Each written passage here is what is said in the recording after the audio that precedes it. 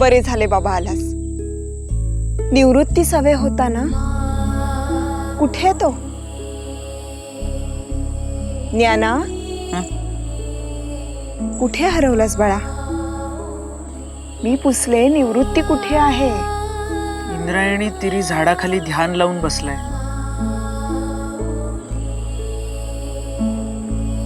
बरे. सोपान आणि मुक्ता कावेरी सवे गेलेत. घेऊन येते त्यांना, नाही तर तिला उलट यावे लागेल ना. तू बाबांसवे थांब. हो, मी आलेच.